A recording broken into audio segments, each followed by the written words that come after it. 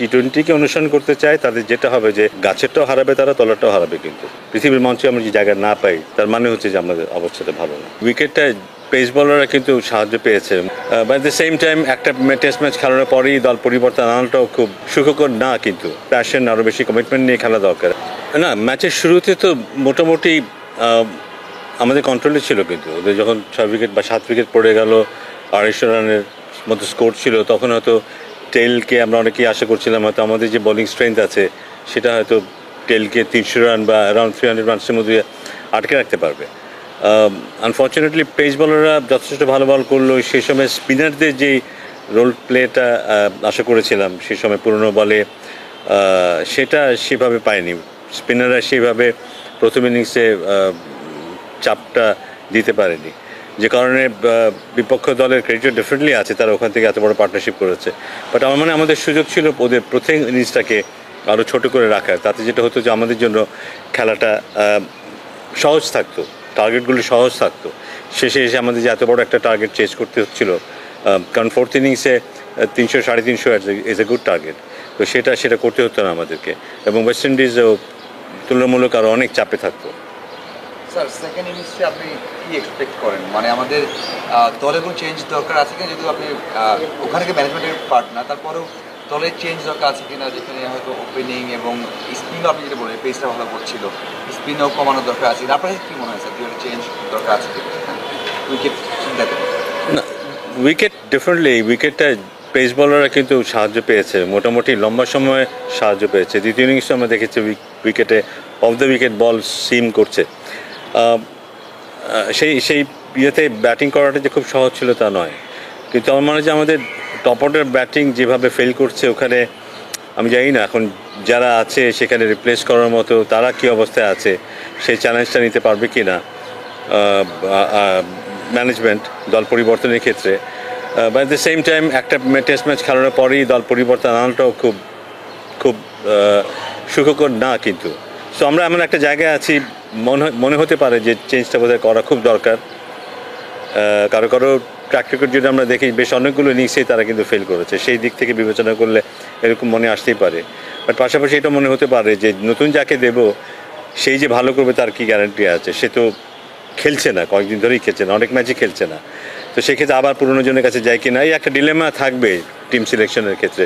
মানে ডিপেন্ড করবে যে ম্যানেজমেন্ট যারা আছে ওখানে তারা কীভাবে দেখে, তারা বেস্ট অপশনটা কাকে মনে করে, সেই উপরে তারা ডিপেন্ড করবে। বাট বাইরে থেকে আমরা ডেফিনেটলি ভাবতে পারবো যে এটা হলে ভালো হতো বা ওটা হলে ভালো হতো। আমাদের টপ অর্ডার ব্যাটারদের ব্যাটিং দেখে মনে হয় যে কোয়ালিটি পেস বোলারের এগেনস্টে আমাদের স্কিলের ঘাটতি আছে, ফিল্ড মুভমেন্ট কিংবা ইন বিটুইন থাকে, বল ছাড়বো না, ডিফেন্স করবো না, ড্রাইভ করবো, এই বিষয়গুলোতে হেজিটেট থাকে। আমরা মনে যখন আমরা ঘরের মাঠে খেলি তখন সেই প্রতিদ্বন্দ্বিতার ব্যাপারটা আমাদের মাথায় থাকে না। মানে খুব খেলাটাকে আমরা খুব ডিফিকাল্টভাবে নেই না, খেলাটাকে সহজভাবে নেই বলে হয়তো খেলাটা একটু সহজ থাকে। যখনই আন্তর্জাতিক ম্যাচ খেলি আমরা, সেটা যে কোনো দলের বিরুদ্ধে হোক না কেন, সেখানে আমরা দেখি আমাদের বিশেষ করে টপ অর্ডারে যথেষ্ট টেন্স থাকতে দেখি আমাদের ব্যাটারদের। সেখানে সিদ্ধান্তহীনতায় তারা ভোগে, কীভাবে তারা অ্যাপ্রোচ করবে একটা পার্টিকুলার অ্যাটাককে, সেই ব্যাপারে তাদের দ্বিধায় ভোগে। সো আমার মনে হয় এত কনফিউজ থেকে খেলাটা খুব ডিফিকাল্ট। সো একটা প্যাটার্ন ডেভেলপ করা খুব দরকার ঘরোয়া ক্রিকেটে, সেটা যেমন মানেরই হোক না কেন, সেখানে আরও বেশি প্যাশন, আরও বেশি কমিটমেন্ট নিয়ে খেলা দরকার। একটা প্যাটার্ন তৈরি করা দরকার যে হ্যাঁ, আমি এভাবেই খেলি, আমি ঘরে হোক বাইরে হোক, আমি এতটুকু সিরিয়াস থাকবো বা এতটুকু সিরিয়াস থাকবো না, এইভাবে আমি খেলবো যে কোনো প্রতিপক্ষের বিরুদ্ধে। সো এই সিরিয়াসনেসটুকু খুব জরুরি, যেটা হয়তো ঘরেতে আমরা ততটা করি না যত বাইরে ম্যাচ খেলার সময় করি। শান্ত যদিও বেশ কয়েকটা টেস্টে অত বেশি রান করেন, তবুও ওই জায়গাটা তিনি যে রোলে ব্যাটিং করেন, তিনে শেষ টেস্টে 4-এও ব্যাটিং করেছেন, ওই জায়গাটা আপনি তাকে মিস করেছেন? শান্ত বোধহয় তুলনামূলকভাবে আরও আত্মবিশ্বাসী একজন ব্যাটসম্যান। ও হয়তো অনেক সময় রান করেনি, ফেল করেছে, কিন্তু ও যতক্ষণ মাঠে থেকেছে ওর ব্যবহারের যদি দেখি, ওর ব্যাটিং করার যদি দেখি, ব্যাট বল করার যদি দেখি, ওখানে একটা আত্মবিশ্বাসের ব্যাপার আছে। তারপর হয়তো আউট হয়ে গেছে, বাট ওই জিনিসটা খুব জরুরি। কিন্তু যদি বিপক্ষ দলকে দেখি আমি বেশি সমীহ করি বা একটু টেন্সড হয়ে যাই, সেটা আমার ব্যাটিংকে যথেষ্ট ডিস্টার্ব করতে পারে। তো ডেফিনেটলি শান্ত অভিজ্ঞতার কথা যদি বলি, কোয়ালিটির কথা বলি, ও থাকলে হয়তো ও তো ডেফিনেটলি খেলতো, হয়তো আমরা অন্য কিছু দেখতে পারতাম। আমরা আরও ভালো করতে চাই ডেফিনেটলি। সেদিন প্রথমবার টেস্ট ক্রিকেটে 5 উইকেট পেলেন, 6 উইকেট পেলেন। এক কথায় যদি আমরা ছোট ছোট টার্ম ইউজ করি না, ওয়াও, ওয়ান্ডারফুল, জি স্যার, আপনি একদম দুর্দান্ত, আপনার টার্মটা কি তাসকিনের বোলিং দেখার পর কি মনে হয়েছে তখন? না, ইট ওয়াজ স্যাটিসফ্যাক্টরি এবং দেখে মনে হচ্ছিল যে ও নিজেও বোধহয় এটা উপলব্ধি করছিল যে ও কতটা ভালো বল করতে পারে। ও নিজেও বুঝছিল যে ওর বল খেলাটা ব্যাটসম্যানের জন্য খুব ডিফিকাল্ট হচ্ছে। এই জিনিসটি আমরা প্রথমে নিচে দেখিনি, এই জিনিসটাই আমরা গত কতগুলি ম্যাচে দেখিনি। সো আমাদের চাইতে ওর জন্য জরুরি এই উপলব্ধিটা, এই বিশ্বাসটা যে ওই ধরনের বল করতে পারে। সো প্রথম ইনিংসে যদি এই বলিংটা করতে হয়তো বিপক্ষ দল আরও চাপে থাকতো। তো ওইটা দেখে মনে হয়েছে যে না, এই ফিরে আসাটা হয়তো আমাদেরকে আরও শক্তিশালী করবে।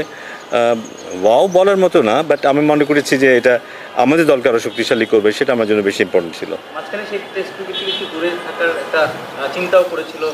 তার কামব্যাকটা বাংলাদেশের ক্রিকেটের জন্য কতটুকু আসলে স্যাটিসফাইড আসলে? আমার মনে হয় যদি ওর যদি ফরম্যাট বিচার করতে চায়, he is a best test বলার। টেস্ট বলিংটা ওর জন্য সবচেয়ে 1 নম্বর প্রেফারেন্স হওয়া উচিত। ওর যে বলিং ক্যাপাসিটি আছে, টেস্ট বলার হওয়াটা সহজ ব্যাপার না। কিন্তু আমরা যদি আমি জানি না এখন হয়তো হিসাব কিতাব অন্যরকম হয়ে গেছে, টি-20 বা হোয়াইট বল ক্রিকেটের কারণে আমরা মূল্যায়ন করি ভিন্নভাবে। বা টেস্ট ক্রিকেট খেলে একজন খেলোয়াড় নিজেকে যে জায়গায় উঠাতে পারে, অন্য কোনো ফর্মেটে কিন্তু সেটা পারে না। সো আমার মনে হয় এই 6 উইকেট ও নিজেও রিয়েলাইজ করবে যে হাউ ইম্পর্টেন্ট ইট ইজ, এবং এটা ওকে বিশ্বের মানচিত্রে অ্যাজ এ বোলার কোন জায়গাটা উঠিয়ে নিয়ে গেছে সেটা ও নিজে উপলব্ধি করবে। স্যার, বোলাররা আসলে কন্টিনিউয়াসলি আমরা ব্যাটিংয়ে ফেল করি, আসলে প্রতি বছরই আমাদের একই গল্প বলতে হয়।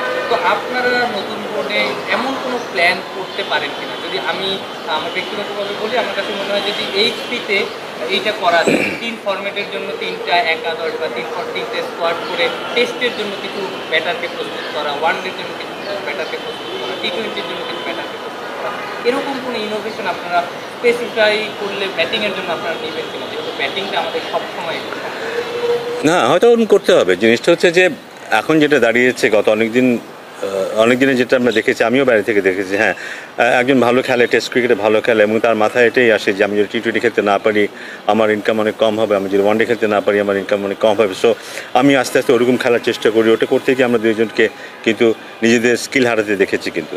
সো আমার মানে এগুলি অ্যাড্রেস করতে হবে আমাদেরকে আরও সিরিয়াস হতে হবে ইন টার্মস অফ আইডেন্টিফাইং যে কে কোনটার জন্য যোগ্য, সে যেন সেটাই সেজন্য সেই দিকে যেন তার মনোযোগ থাকে এবং এটা একটা প্রফেশনাল দৃষ্টিভঙ্গি থাকা দরকার।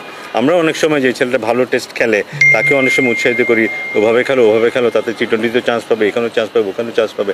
আমার মনে হয় এটা বোধহয় ঠিক না। এটা প্লেয়ারকে বুঝতে হবে, ম্যানেজমেন্টকে বুঝতে হবে, সংগঠকদের বুঝতে হবে যে এই খেলোয়াড় এটার জন্য উপযোগী, তাকে এটার মধ্যে সীমাবদ্ধ থাকতে হবে।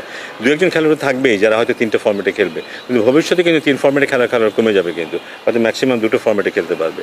সো আমরা ডেফিনেটলি যেটা চুলচেরা একটা বিশ্লেষণ করার চেষ্টা করবো ডেফিনেটলি, এবং তারপরে যেটা করতে হবে, কারণ আমাদেরকে ভালো খেলতেই হবে, দের ইজ নো অল্টারনেটিভ। ভালো খেলার জন্য যেটা করতে হবে, যেসব সিদ্ধান্ত নিতে হবে, কিছু সিদ্ধান্ত সবার খুব ভালো লাগতে পারে, কিছু সিদ্ধান্ত সব ভালো নাও লাগতে পারে, কিন্তু সিদ্ধান্তগুলো আমরা নিতে হবে যদি আমরা ভালো খেলতে চাই। আব্দুল রাজ্জাক নির্বাচক বলেছেন যে সবাই টি-20টাকে ক্রিকেট মনে করছে। আপনার কাছে যদি তাই মনে হয়, আর যদি তাই হয় তাহলে টেস্ট ক্রিকেটারদেরকে মোটিভেট কীভাবে করবেন? অলরেডি আসলে 6 লাখ টাকা ম্যাচ ফি পায় না। না, জিনিসটা হচ্ছে যাদের সম্ভাবনা আছে ভালো টেস্ট খেলা, তারা যদি টি-20কে অনুসরণ করতে চায়, তাদের যেটা হবে যে গাছেরটাও হারাবে তারা, তলাটাও হারাবে। কিন্তু আলটিমেটলি ব্যাপারটা আমার সাথে না, কিন্তু আমি খুব ভালো লম্বা ফর্মেট খেলি, আমি চাইলেই কিন্তু টি-20 খেলতে পারবো না। কিন্তু সেটা করতে গেলে আমি হয়তো দোনোটাই হারাবো। এটা খেলোয়াড়কেও বুঝতে হবে, খেলোয়াড় আশেপাশে যারা থাকে, গাইড যারা করে তাদেরকেও বুঝতে হবে কিন্তু, এবং সবারই একটা দায়িত্ব আছে কিন্তু। হ্যাঁ, সবাই যদি আমরা চাই সবাই আমরা শুধু বিরাট কোহলি হবো, সবাই সাকিব আল হাসান হবো, তা কিন্তু না। কাউকে কিন্তু অন্য রোল প্লে করতে হবে, অনেকের সীমাবদ্ধতা থাকবে।